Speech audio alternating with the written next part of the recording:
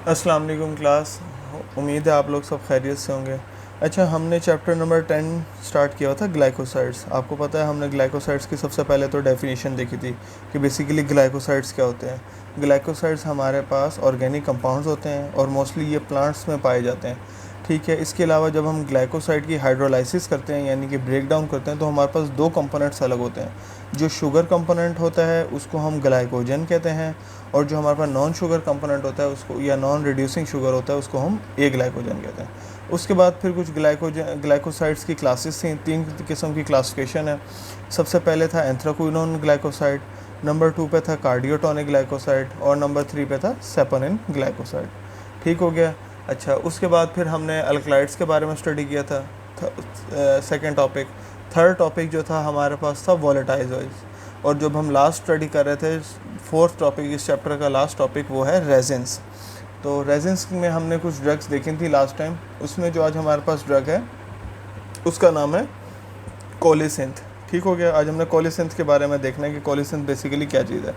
सो कोलिसिंथ को हम उर्दू में या सिनोनिम उसका हम ये भी कह सकते हैं बिटर एप्पल। ठीक है, या तो ये खट्टा एप्पल हो सकता है, बिटर क्यूकम्बर। क्यूकम्बर हम खीरे को कहते हैं, या तो ये खीरा हो सकता है, बिटर गोर्ड। इसके अलावा गोर्ड भी कह सकते हैं हम इसको, और कोर्क्ट्यूमा। एक हमारे पास कोर्क्ट्यूमा है, इसको हम पंजाबी में कहते हैं कोर्क्ट्यूमा।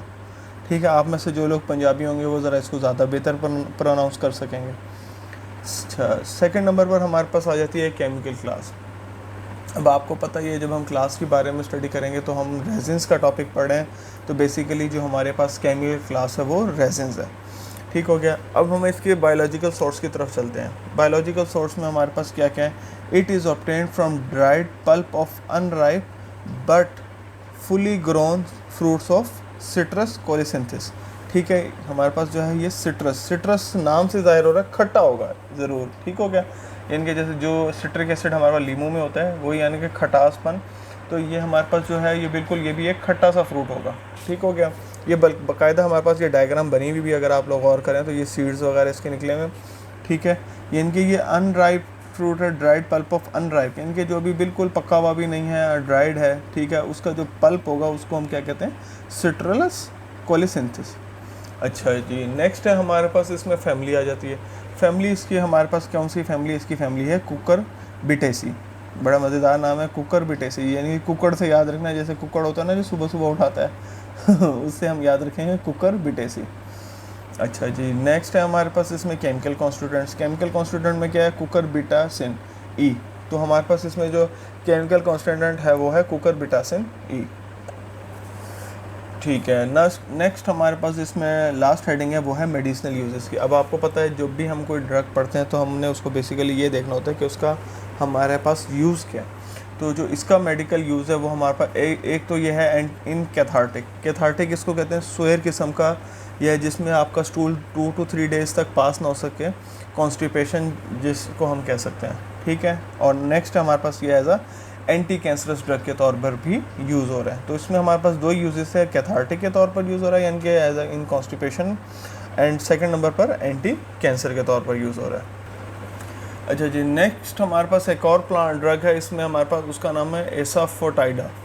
एसाफियोटाइडा। ठीक हो गया। इसका सिनोनिम हमारे पास है फूड ऑफ गॉड।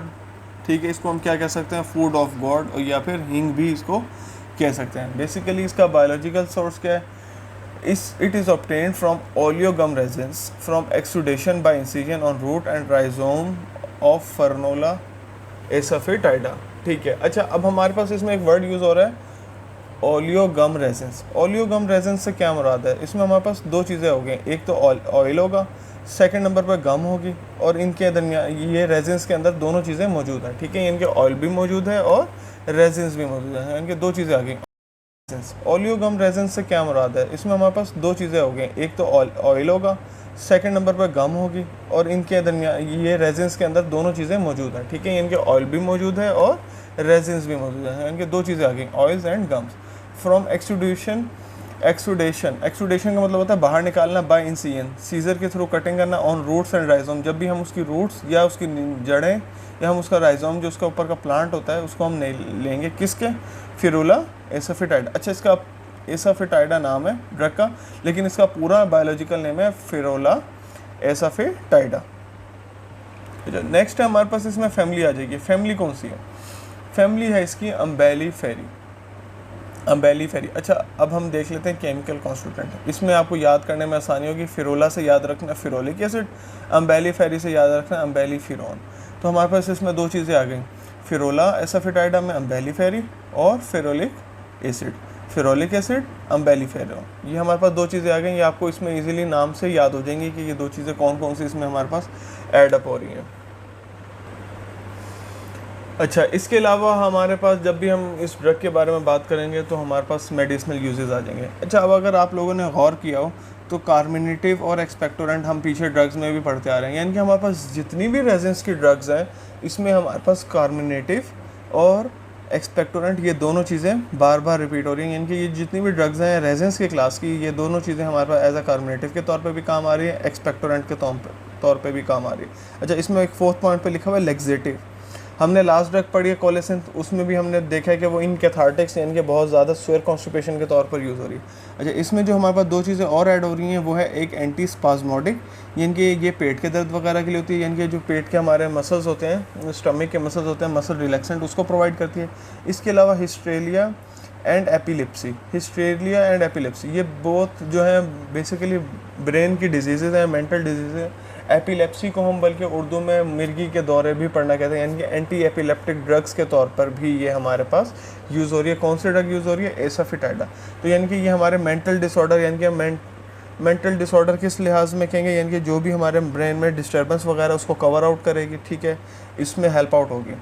तो ये हमारे पास दो ड्रग्स थी, कोलिसिंथ एंड सेकंड नंबर पर थी हमारे पास एसाफेटाइडा। तो ये दोनों, एसाफेटाइडा जो है ज़रा एक्सटर्नल की थोड़ा सा फेवरेट आ जाती है ड्रग्स में से, और इसके मेडिसिनल यूजेस आप लोगों ने देख ही लिए। कार्मिनेटिव, एक्सपेक्टोरेंट हमने पहले भी जिक्र किया था। एक्सपेक्टोरेंट बेसिकली क्या होती है, यानी कि जो हमारे स्पूटम को पास होने से स्पूटम को इंक्रीज़ कराती है, यानी कि स्पूटम जो हमारा फेफड़ों से निकल के या सफाई हो सकती है, यानी कि एंटी स्पोज्मेटिक भी है और एक्सपेक्टोरेंट के तौर पर भी काम आ रही है। यानी कि जो हमारे पास कफ सिरप होते हैं बेसिकली, जो हमें बलगम आ रही होती है तो हम बलगम के लिए जो कफ सिरप लेते हैं वो किस लिए लेते हैं, ताकि हमारा जो स्पूटम है वो इजीली पास आउट हो सके और हमारे जो लंग्स वगैरह हैं या ब्रोंक्यूल्स हैं वो इजीली जो उनके दरमियान स्पेसिस फिल्ड अप हुई थी वो साफ़ हो जाएं और हमें सांस लेने में प्रॉब्लम ना हो, या हमारी जो कफ है वो बिल्कुल ठीक हो जाए। या अगर हम इसको थोड़ा सा और डिटेल में जाते हैं, जैसे छाती का झकड़ा होना, उस तरफ भी रिलैक्समेंट का काम करती है। तो ये काफ़ी सारी चीज़ें हैं जो इनको अगर हम डिटेल देखें तो बहुत ज़्यादा इनकी यूजेस हैं। अब आपने जब भी रेजेंस की क्लास आएगी तो दो तीन चीज़ें जो हैं वो लाजमी याद रखनी है। एक तो एक्सपेक्टोरेंट के तौर पर ये लाजमी काम आ रही हैं ड्रग्स, दूसरे नंबर पर ये कार्मिनेटिव के तौर पर काम आ रही हैं, ठीक हो गया। ये दो चीज़ें जो हैं ये मोस्टली यूज़ हो रही हैं। इनमें से कुछ ड्रग्स ऐसी हैं जो हमारे पास कॉन्स्टिपेशन के तौर पर भी यूज़ अप हो रही हैं, ठीक हो गया। Thank you so much.